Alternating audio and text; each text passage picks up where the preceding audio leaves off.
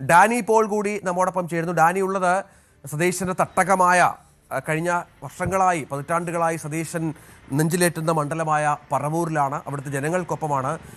പറവൂരിലെ ജനങ്ങൾക്ക് മറ്റൊന്നുമല്ല ഇത്തവണ വേണ്ടത് ഡാനി, സംശയമില്ല. അവർ സതീശൻ നമ്പർ 1 സ്റ്റേറ്റ് കാറിൽ മണ്ഡലത്തിലേക്ക് തിരിച്ചെത്തുമെന്ന് പ്രതീക്ഷിക്കുന്നു. ആ പ്രതീക്ഷ സഫലമാകുമെന്നുള്ള വിശ്വാസത്തിൽ തന്നെയാണോ അവരുള്ളത്? എന്താണ് രാവിലെ അവിടെ ഒരു ജനസംസാരം?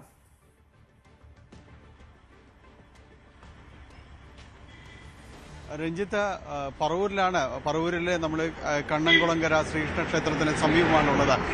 ഈ 96ലേക്ക് വി ഡി സതീശൻ ഇവിടെ ആദ്യത്തെ അംഗത്തിലേക്ക് വരുമ്പോൾ അന്ന് പരാജയപ്പെടുന്നത് 1000-ൽ ശിഷ്ടം വോട്ടുകൾക്കാണ്. പക്ഷെ പിന്നീട് ഇങ്ങോട്ട് 2001 മുതലാണ് അദ്ദേഹത്തിൻ്റെ ഒരു ജൈത്രയാത്ര ഇവിടുന്ന് തുടങ്ങുന്നത്.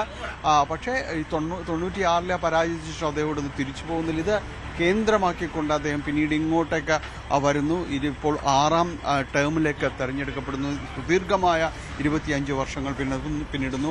ഏതായാലും ആളുകളുമായിട്ട് വളരെ അടുത്ത ഒരു ബന്ധം പുലർത്തുന്ന ഒരാളാണ് അദ്ദേഹം. അതുകൊണ്ട് തന്നെ അവരുടെ പ്രതീക്ഷകളും എല്ലാം തന്നെ കൂടുതലാണ്. നമ്മളിവിടെ ഈ ക്ഷേത്രത്തിന് സമീപമുള്ള ഒരു ചായക്കടയിലാണ്. വളരെ സ്വാദിഷ്ടമായ വിഭവങ്ങൾ കിട്ടുന്ന ഒരിടം. എവിടേക്കാണ്? ഇവിടെ ഒത്തിരി ആളുകളൊക്കെ ഉണ്ട്. ഇവിടെയാണോ? ഇന്നിപ്പോ പറവൂരിന്റെ ഒരു പ്രതീക്ഷ നിറഞ്ഞൊരു ദിവസമൊക്കെ ആയിട്ടാണ് പൊതുവിൽ കാണുന്നത്. മുഖ്യമന്ത്രി ഇവിടേക്ക് എത്തുന്നൊരു പ്രതീക്ഷയാണ് പലർക്കുള്ളത്. എങ്ങനെയാണ് കാണുന്നത്? ഹോമം നടത്തിയിട്ടുണ്ട്. ആണോ? ക്ഷേത്രത്തിലാണോ? ഹോമം നടത്തിയിരിക്കുന്നു. മുഖ്യമന്ത്രിയാണ്. സംശയമില്ല, ഒരു സംശയമില്ല, ഉറപ്പ്. അദ്ദേഹം ഈ ക്ഷേത്രത്തിനാണോ? കണ്ണംകുളങ്കര ക്ഷേത്രത്തിൽ? അല്ല, അദ്ദേഹം പെരുവാരമ്പലത്തിൻ്റെ അടുത്ത് താമസിക്കുന്നത്. ഹോമമൊക്കെ നടത്തി അയാൾക്ക് വെറുതെ പറഞ്ഞാട്ടോ എന്തായാലും ആ ഒരു വലിയ പ്രതീക്ഷയാണ്. എന്തിന്റെ നല്ല വിശേഷം. രാഷ്ട്രീയത്തിന്റെ വിചിതമായി നല്ലൊരു സാമൂഹ്യ പ്രവർത്തകനും നല്ലൊരു നേതാവുമാണ്. അദ്ദേഹത്തിന് അത് ലഭിക്കുമെന്നാണ് പ്രതീക്ഷ. ഇന്നിപ്പോ മുഖ്യമന്ത്രി അദ്ദേഹം തന്നെയാണ്, മറ്റൊരു ചിന്തകളില്ല എന്നുള്ളത്. ഇല്ല എന്ന് തന്നെയാണ്. നല്ലൊരു ജനനായകനാണ്, പഠനയിച്ചവനാണ്, എല്ലാം കൊണ്ടും നല്ലൊരു നേതാവ് തന്നെയാണ്. സാമൂഹ്യ പ്രവർത്തകനാണ്. പാവപ്പെട്ടവർക്കും അതുപോലെ തന്നെ എല്ലാവർക്കും ഒരുപോലെ കാണുന്ന, രാഷ്ട്രീയ ഭേദമന്യേ എല്ലാവരും ഒരേപോലെ കാണുന്ന ഒരു നേതാവാണ് വി ഡി സതീശൻ. അദ്ദേഹം തന്നെയായിരിക്കും മുഖ്യമന്ത്രി. വലിയ പ്രതീക്ഷകൾ ആൾക്കാർ വരുന്നത്. രാവിലെ ചൂട് വടയും എല്ലാം ഇവിടുത്തെ ഓരോ പ്രത്യേകതകളും എല്ലാം തന്നെയാണ്. പറവൂരാണ് സതീശൻ. എങ്ങനെ ഇന്ന് പറവൂരുകാർ ഇന്ന് മൊത്തം പറവൂരിൻ്റെ ഒരു ആഘോഷ ദിവസമാണെന്നൊക്കെയാണ് പ്രതീക്ഷിക്കുന്നത്. എങ്ങനെ കാണുന്നത്?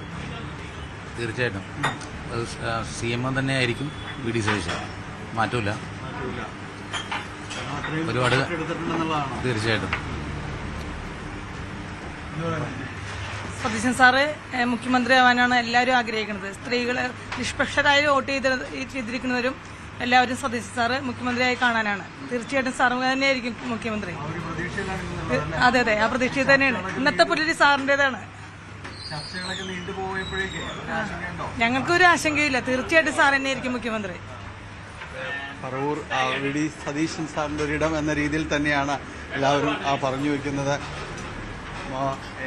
ഇന്ന് വി ഡി സതീശൻ മുഖ്യമന്ത്രി ആകുന്നുള്ളൊരു പ്രതീക്ഷയിലാണ് പറവൂരിലെ ജനങ്ങളുള്ളത്. അങ്ങനെ കാണുന്നുണ്ടോ? എന്തോ ഒരു തടസ്സമുണ്ടല്ല, നീങ്ങണില്ല.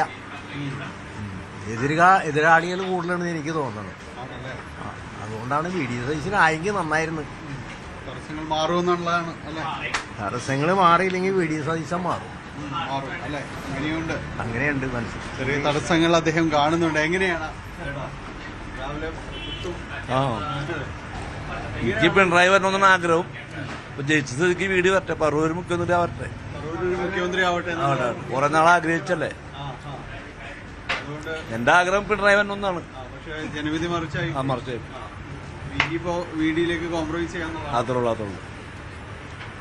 എന്തായാലും പലരും പല രീതിയിൽ എന്നാ ഉണ്ട്. രാവിലെ എന്ത് കഴിച്ചു? അതെ, ആദ്യം തന്നെ ഇവിടെ ഇമേജ് മോശമായി. ആര് മുഖ്യമന്ത്രിയാവും എന്തെന്നുള്ള ഒരുപാട് നീണ്ടുപോയി. അത് വളരെ മോശമായി. പിന്നെ അടുത്തതെന്ന് പറഞ്ഞാൽ വി ഡി സതീശൻ മറ്റേ പൊതുവെ ഒരു ഇതിൽ വരുന്ന മറ്റേ ജമാഅത്തെ ഇസ്ലാം അങ്ങനെയുള്ള ഇതായിട്ട് ഒരു കൂട്ടുകെട്ട് അങ്ങനെയൊക്കെ നടന്നു. അപ്പം അങ്ങനെ വരുന്നത് കൊണ്ട് KC വേണുഗോപാലിനെയാണ് താല്പര്യം പൊതുവെ ആളുകൾ. എന്തായാലും പറവൂരിൽ ജനങ്ങൾ കൂടുതൽ ഒരുപക്ഷെ പറവൂരായതുകൊണ്ടായിരിക്കാം അങ്ങനെ ഒരു വികാരം അല്ലേ?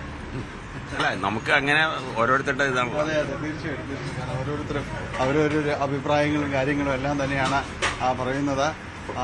ഏതായാലും വലിയ തിരക്ക് കടകളിലെല്ലാം ഉണ്ടാവും. അതിനോടൊപ്പം തന്നെയാണ് ഒരു രാഷ്ട്രീയ ചർച്ചകളും എല്ലാം തന്നെ നടക്കുന്നത്. ഇവിടെയുള്ളതാണോ? എങ്ങനെയാണ് ഇന്ന് ഒരു പറവൂരിന്റെ ഒരു ദിവസം എന്ന രീതിയിലൊക്കെ തന്നെയാണ് പൊതുവിൽ പ്രതീക്ഷിക്കുന്നത്? നിങ്ങൾ അങ്ങനെ ആ രീതിയിൽ കാണുന്നുണ്ടോ? പറവൂരിലാണ് ഡാനി പോലുള്ളത്. അവിടെ ആളുകൾക്ക് ഒരുപാട് കാര്യങ്ങൾ സതീശനുമായി ബന്ധപ്പെട്ട് പറയാനുണ്ട്. ഏതായാലും അവരൊക്കെ സതീശൻ മുഖ്യമന്ത്രി ആകണമെന്ന് ആഗ്രഹിക്കുന്ന സ്റ്റേറ്റ് കാറിൽ, 1-ാം നമ്പർ സ്റ്റേറ്റ് കാറിൽ മണ്ഡലത്തിലേക്ക് എത്തുമെന്ന് വിചാരിക്കുന്ന ആളുകൾ തന്നെയാണ്. നമുക്ക് വി അരുണിലേക്ക് ഒന്നുകൂടി പോകണം. അരുണ്, ഇതെങ്ങനെയാണ് ഇന്നത്തെ ഒരു പ്രൊസീജിയർ നമുക്ക് മനസ്സിലാകുന്നത്? ഹൈക്കമാൻഡ് നിരീക്ഷകർ എത്തും, ദീപാദാസ് മുൻഷിയുടെ സാന്നിധ്യം ഉണ്ടാകും, ഒപ്പം രമേശ് ചെന്നിത്തലയും ഈ മുഖ്യമന്ത്രി പദമോഹികളായ രമേശ് ചെന്നിത്തലയും വി ഡി സതീശനും അവർ സന്നിഹിതരാകും, MLA-മാരുണ്ടാകും.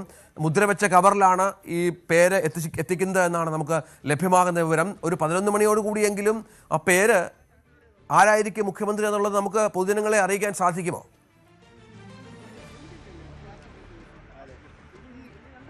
11 മണിയോടുകൂടി നിരീക്ഷകരായ മുകുൾ വാസ്നിക്കും അജയ് മാക്കനും തിരുവനന്തപുരത്തെത്തും. അതിനു മുമ്പ് ദീപാദാസ് മുൻഷിയും തിരുവനന്തപുരത്തേക്ക് എത്തുമെന്നാണ് ഇപ്പോൾ ലഭിക്കുന്ന വിവരം. പ്രതിപക്ഷ നേതാവ് ഉച്ചയോടുകൂടി എറണാകുളത്ത് തിരുവനന്തപുരത്തെത്തും. രമേശ് ചെന്നിത്തല ഇവിടെയുണ്ട്. MLA-മാർ ഇന്ന് രാവിലെ തന്നെ പലരും എത്തിക്കഴിഞ്ഞു. 1 മണിക്കാണ് നിയമസഭാ കക്ഷി യോഗം. ഒരുപക്ഷെ അതിനു മുമ്പ് തന്നെ ഡൽഹിയിൽ നിന്ന് പ്രഖ്യാപനം ഉണ്ടാകുമെന്ന സൂചനകളുമുണ്ട്. എങ്കിൽ പിന്നീട് ഒരു ഔദ്യോഗികമായ ഒരു ചടങ്ങായി ഈ നിയമസഭാ കക്ഷി യോഗം മാറും. MLA-മാരെ കൺവിൻസ് ചെയ്യുക എന്ന വലിയൊരു ഉത്തരവാദിത്വം ത്തിലേക്കാകും ഹൈക്കമാൻഡ് അവിടെ കടക്കുക. അല്ലെങ്കിൽ ഒരു പക്ഷേ ഈ നിയമസഭാ യോഗത്തിന് ശേഷം മാത്രമാകും പ്രഖ്യാപനം. അങ്ങനെയെങ്കിൽ ഉച്ചയ്ക്ക് ശേഷമാകും ഈ പേര് പുറത്തു വരിക. എല്ലാം തീരുമാനിച്ചു കഴിഞ്ഞു. ആരാണ് മുഖ്യമന്ത്രി എന്ന തീരുമാനം എടുത്തു കഴിഞ്ഞു. ഇനി അത് പ്രഖ്യാപനം മാത്രമാണ് ബാക്കിയെന്നാണ് ഇന്നലെ ACC മാധ്യമ വിഭാഗം തലവൻ ജയറാം രമേശ് ഡൽഹിയിൽ മാധ്യമങ്ങളോട് പറഞ്ഞത്. അതുകൊണ്ട് തന്നെ ഇനി ആ പേര് ആര്, ഈ പേര് ഹൈക്കമാൻഡ് തീരുമാനിച്ചാലും അവിടെ തർക്കങ്ങൾ ബാക്കിയുണ്ട്. ഈ 3 നേതാക്കളെയും ഒരാളെയും പിണക്കിക്കൊണ്ട് മുന്നോട്ട് പോകാൻ കഴിയില്ല. 102 സീറ്റിന്റെ വലിയ ഭൂരിപക്ഷം എന്നൊക്കെ പറയുമ്പോഴും നമുക്ക് പാർട്ടി കോൺഗ്രസ് ആണ്, എന്ത് സംഭവിക്കാവുന്ന സാഹചര്യമുണ്ട്. ഒരു നേതാവ് പിണങ്ങി മാറിയാൽ തന്നെ അത് ഭരണത്തെ പ്രതികൂലമായി ബാധിക്കും. കാരണം ഈ എല്ലാ നേതാക്കൾക്കും അവരുടേതായ ആരാധക വൃന്ദവും അനുയായി വൃന്ദവും ഉണ്ട്. അത് പാർട്ടിയിൽ മാത്രമല്ല ഭരണ സംവിധാനത്തിലും അതുണ്ടാകും. ഉദാഹരണത്തിന് സെക്രട്ടേറിയറ്റ് അസോസിയേഷനിൽ പോലും ഈ 3 നേതാക്കൾക്ക് വേണ്ടിയും നിൽക്കുന്ന ആളുകളുണ്ടാകും. മന്ത്രിസഭയിലേക്ക് വരുന്നത് ഇവരുടെ വേണ്ടപ്പെട്ടവർക്ക് മാത്രം വരാനൊരു സാഹചര്യമുണ്ടാകും. അവിടെ വലിയ തർക്കമുണ്ടാകും. ഒരു കോഡിയൽ അന്തരീക്ഷത്തിലല്ല, സൗഹാർദ്ദപരമായ അന്തരീക്ഷത്തിലല്ല മന്ത്രിസഭ രൂപീകരണം നടക്കുന്നതെങ്കിൽ അവിടെയും വലിയ തർക്കങ്ങളുണ്ടാകും. അത് ഭരണത്തെ ബാധിക്കുന്ന സാഹചര്യത്തിലേക്ക് കൊണ്ടുപോകും. പലപ്പോഴും കോൺഗ്രസിന്റെ ഭരണം നിശ്ചലമാകുന്നതും സ്തംഭനത്തിലേക്ക് പോകുന്നതും ഒക്കെ പാർട്ടിക്കുള്ളിലെ മുന്നണിക്കുള്ളിലെ പ്രശ്നങ്ങൾ തന്നെയാണ്. അത്തരമൊരു സാധ്യത ഇവിടെയും അവശേഷിക്കുന്നു. അതുകൊണ്ടാണ് ഈ പേര് ആയ ശേഷവും ഹൈക്കമാൻഡ് തീരുമാനമെടുത്ത ശേഷവും ഈ പ്രഖ്യാപനം വൈകുന്നത്. ഇതിൽ 1-2 നേതാക്കൾ ഇപ്പോഴും ഇടഞ്ഞു നിൽക്കുന്നുണ്ട്. അതായത് ഈ സ്ഥാനം ലഭിക്കാതെ പോകുന്ന 2 നേതാക്കളെയും കൺവിൻസ് ചെയ്യുക.